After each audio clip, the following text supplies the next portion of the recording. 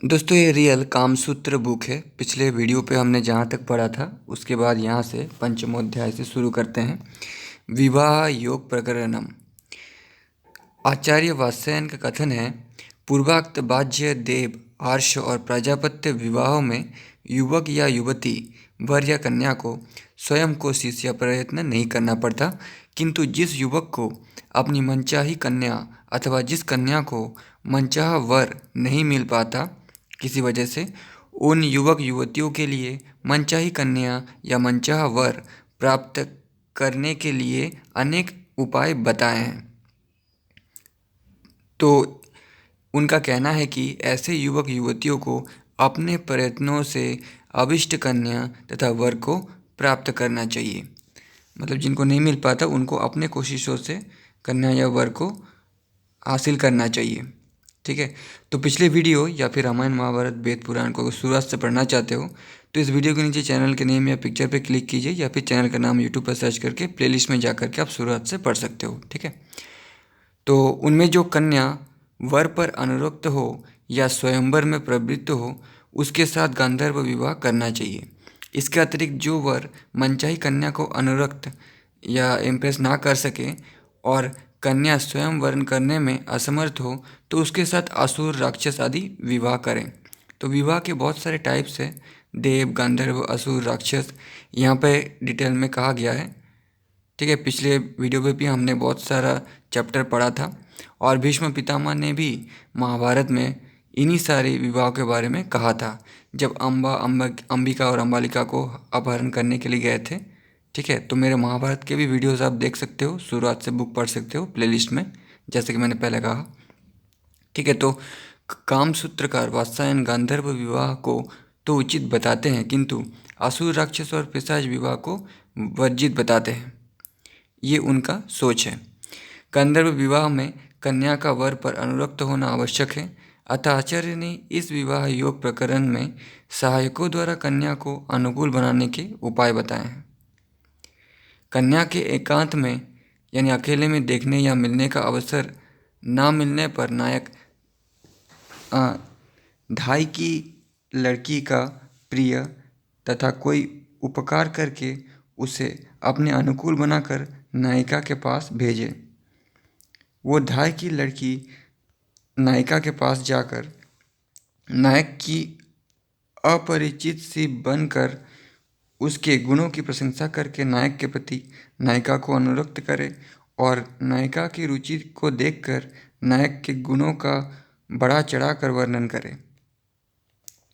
वो अन्य नायकों के दोषों को जो नायिका के अभिप्राय के विरुद्ध हो उन दुर्गुणों की निंदा करे।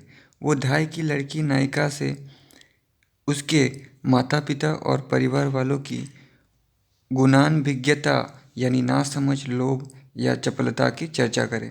आचार्य वात्स्यायन का कथन है कि यदि कोई नायक अपनी प्रेयसी नायिका से मिलना या उसे देखना चाहता है किंतु उसे ऐसा अवसर नहीं मिल पाता कि वो प्रेयसी से मिल सके, तो उसे चाहिए कि वो अपनी प्रेयसी नायिका की सहेली या उसकी धाई की लड़की को पैसे आदि देकर उसे अनुकूल करे और उसे दूत बनाकर अपनी प्रेयसी के पास भेजे। दूती बनाकर जाने वाली वो प्रेयसी नायिका के पास जाकर नायक के गुणों की अत्यधिक प्रशंसा करे और अन्य प्रतिद्वंदी नायकों की खूब निंदा करे तथा नायिका को उनकी ओर से विमुख कर दे।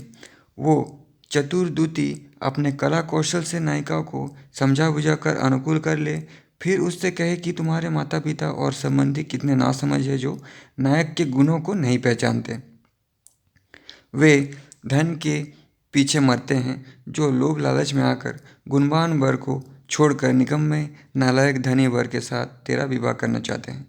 वो दूती नायिका को समझा बुझाकर उसे चाहने वाले नायक के साथ विवाह के लिए राजी करें। वो धाई की लड़की नायिका से कहे कि अन्य भी बहुत सी सजातीय कन्याएं तथा शकुंतला आदि ऋषि कन्याएं अपनी इच्छा से स्वयं अपना वर चुनकर उनके साथ विवाह करके प्रसन्न थी। इस प्रकार की कहानियाँ सुनाकर उसे गांधर्व विवाह के लिए राजी करे। वो धाई की लड़की नायिका को समझाए कि ऐसा देखा जाता है कि उच्च और धनाढ्य कुल में विवाह करके लड़कियां सौतों के द्वारा सताए जाने, विद्रोह एवं कलह के कारण जीवन भर दुखी रहती हैं और अंत में पति के द्वारा त्याग या छोड़ दी जाती हैं। आचार्य वात्स्यन का कहना है कि द्वितीय को चाहिए कि वो स्वयं वर चुन लेने की नायिका को सलाह दे। अपनी बुद्धि और इच्छा से विवाह करके प्रसन्न रहने वाली सजती अन्य कन्याएं तथा शकुंतला आदि की कहानियां सुनाकर नायक को गंधर्व विवाह के लिए प्रेरित नायिका को गंधर्व विवाह के लिए प्रेरित करे और ये बताए कि धनी परिवार में अनेक पत्नियां वाले वर से शादी करके कन्याएं बहुत दुखी रहती हैं। एक तो सौतों का डाह, दूसरे पारिवारिक कलह, मानापमान का भय, राग द्वेष आदि कष्ट झेलने पड़ते हैं, जिससे दाम्पत्य जीवन दुखमय बीतता है। अतः उसे अपनी इच्छा से अपने मन के अनुकूल वर चुनना चाहिए और उसके साथ विवाह कर लेना चाहिए। दूती यानी दूध यानी धाय धाय की लड़की अभिष्ट नायक के भविष्य को बढ़ा चढ़ाकर प्रशंसा करे। वो दूती एक पत्नी वाले नायक के साथ अखंड सुख की प्राप्ति तथा उसके नायक के प्रति नायिका के प्रति नायक के अनुराग का वर्णन करे। दूती यानी धाय की लड़की नायक पर अनुरक्त नायिका के मन की संख्या, भय और लज्जा को उपायों द्वारा युक्तियों से दूर कर दे। आचार्य वात्स्यायन का कथन है कि दूती बनकर नायिका के पास जाने वाली धाय की लड़की नायिका को समझाए कि और वरों की अपेक्षा ये वर सब वरों में श्रेष्ठ और विवाह करने के योग्य है। इसके साथ विवाह करके तुम अखंड सुख प्राप्त करोगी, क्योंकि तुम इसकी एकमात्र अकेली पत्नी रहोगी। सौतों का झमेला नहीं रहेगा। ये वर तुम पर अनुरक्त रहेगा, तुमसे अनुराग करेगा, अतः तुम्हारा दाम्पत्य जीवन सुखमय बीतेगा। दूती को यह विश्वास हो जाए कि नायिका नायक के प्रति पूर्ण रूप से अनुरक्त हो गई है, तो वो उस नायिका के मन से नायक के प्रति शंका, माता पिता तथा गुरुजनों का भय और लज्जा निकाल दे। दूती को चाहिए कि वो पारदारिक अधिकरण में बताए गए दूती कर्म का प्रयोग करे, जो हमने पिछले चैप्टर में पढ़ा था। दूती नायिका से कहे कि नायक अपरिचिता के समान तुझे जबरदस्ती उठा ले जाएगा और तुमसे विवाह कर लेगा। इस प्रकार तुम्हारी अभिलाषा पूरी हो जाएगी। इस प्रकार नायक हरण करके लाई गई नायिका को एकांत स्थान में ले जाकर किसी क्षत्रिय ब्राह्मण के घर से अग्नि को जलाकर कुशाओं को बिछाकर धर्मशास्त्र के अनुसार हवन करके नायक नायिका 3 बार अग्नि की परिक्रमा करे। इस प्रकार विवाह हो जाने के बाद माता पिता को भी सूचित कर दे। आचार्य का कहना है कि इस प्रकार अग्नि को साक्षी बनाकर विवाह संबंध भंग नहीं किया जा सकता। तो दोस्तों, आपको पता है कि कामसूत्र कलयुग के शुरुआत में लिखा गया था, ठीक है, यानी पुराणों के लिखने के बाद। इस प्रकार विवाह हो जाने के बाद माता पिता को भी सूचित कर दे। आचार्य का कहना है कि इस प्रकार अग्नि को साक्षी बनाकर विवाह संबंध भंग नहीं किया जा सकता। इस प्रकार कन्या का कौमार्य भंग कर देने के बाद धीरे धीरे ये खबर अपने परिवार में फैला दे, अर्थात विवाह की सूचना परिवार वालों को दे दे। कौमार्य भंग का मतलब है कि वो कुमारी नहीं रही, अब शादी हो गई है। इस प्रकार माता पिता उस पति के साथ विवाह कर दे, उस उपाय को कहते हैं जिससे उसके माता पिता तथा बंधुजन कुल के कलंक से बचते हुए और दंड के भय से उसे ही इस कन्या को दे दे। इस प्रकार की योजना करनी चाहिए। इसके बाद नायक प्रेमोपहार तथा प्रेम व्यवहार से उसके नायिका के बंधु बांधवों को प्रसन्न करे, अथवा इस निष्कृष्ट कर्म की अपेक्षा गांधर्व विवाह करने की चेष्टा करे।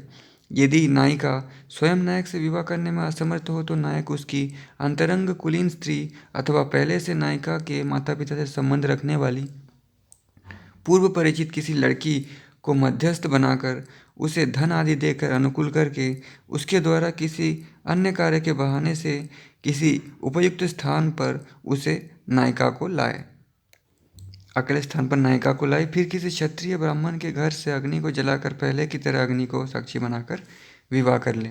किसी अन्य युवक पुरुष के साथ विवाह करने की तिथि नजदीक आ जाने पर दूती स्त्री वर के अनेक अवगुणों को नायिका की माता से कहकर उसे उस वर से विमुख करा दे।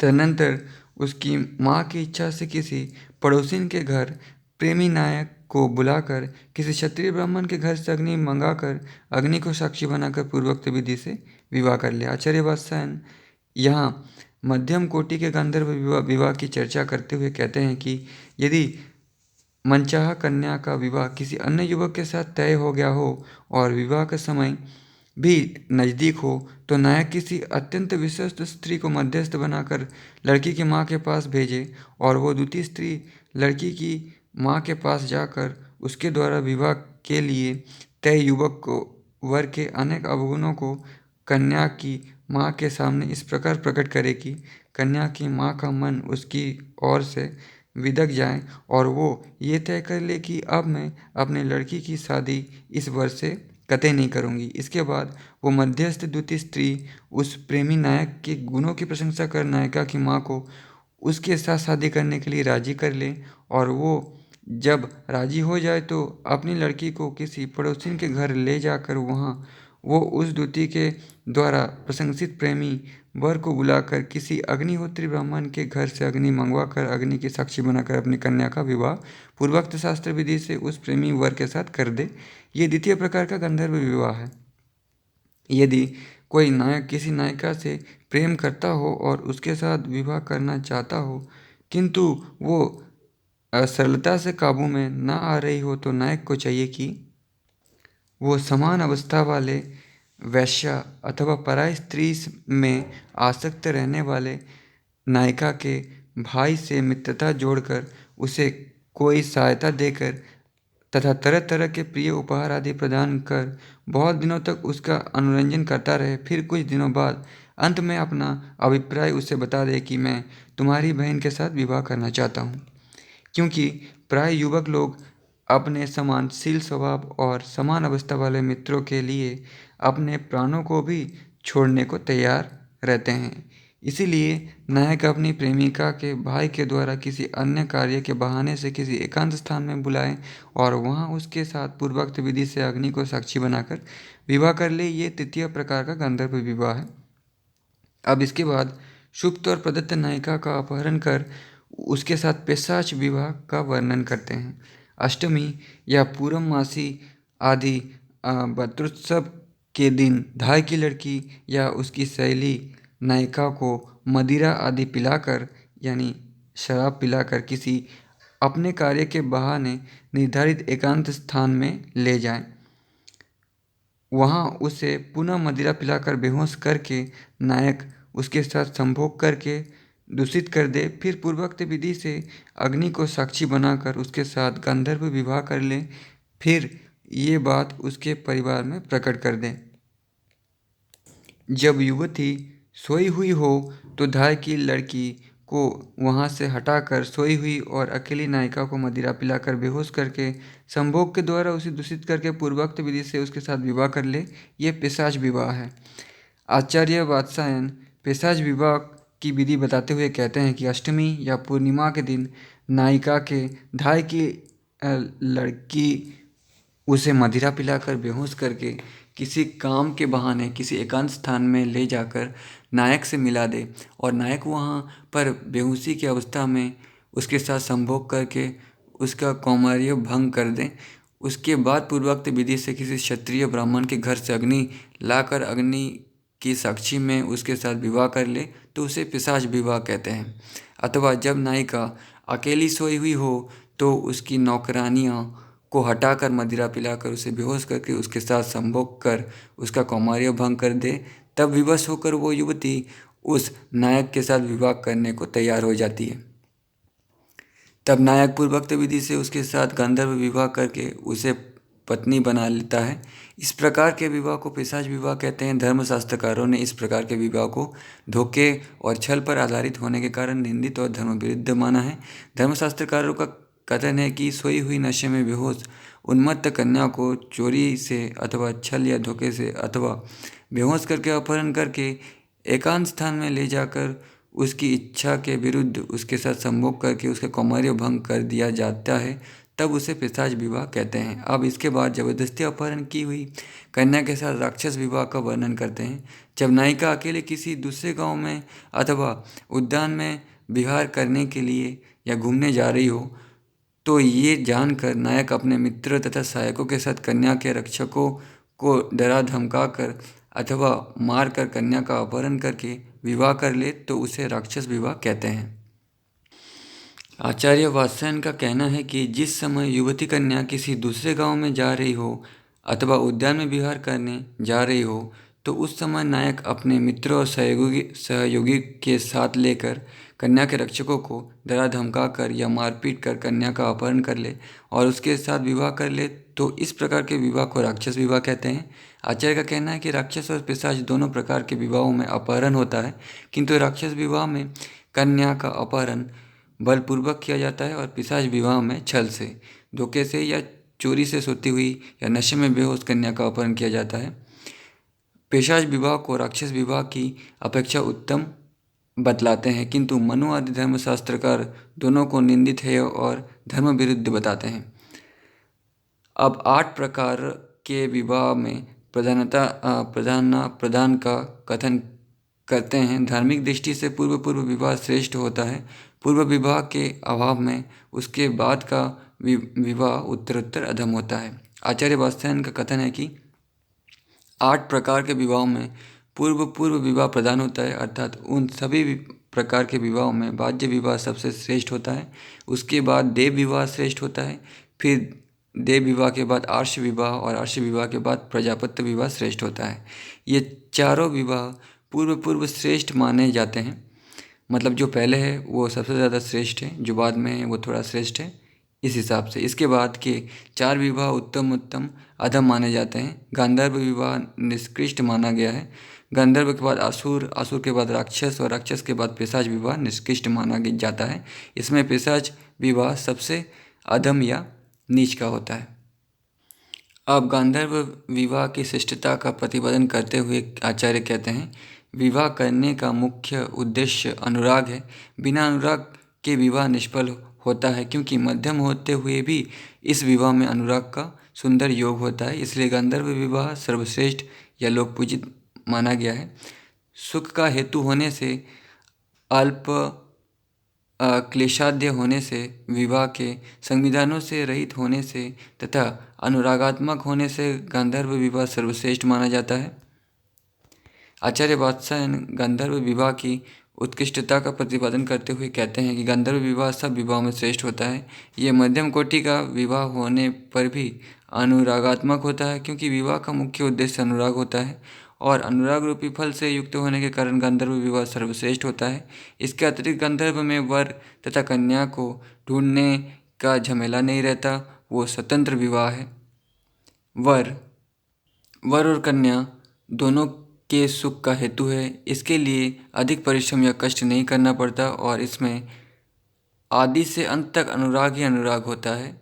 कुछ आचार्य सभी जातियों के लिए गंधर्व विवाह की श्रेष्ठता प्रतिपादित करते हैं, क्योंकि गंधर्व विवाह वर कन्या के पारस्परिक प्रेम से होता है। मनु गंधर्व विवाह क्षत्रियों के लिए धर्मानुकूल मानते हैं, किंतु कुछ अन्य आचार्य का मत है कि गंधर्व विवाह किसी जाति विशेष के लिए नहीं है। इसमें जाति पाति का कोई बंधन नहीं होता और न धर्म के नियमों का प्रतिबंध होता है, क्योंकि ये एक प्रेम प्रधान विवाह है। उसके बाद ये नेक्स्ट चैप्टर हम लोग अगला वीडियो पे पढ़ेंगे। इस वीडियो पे इतना ही।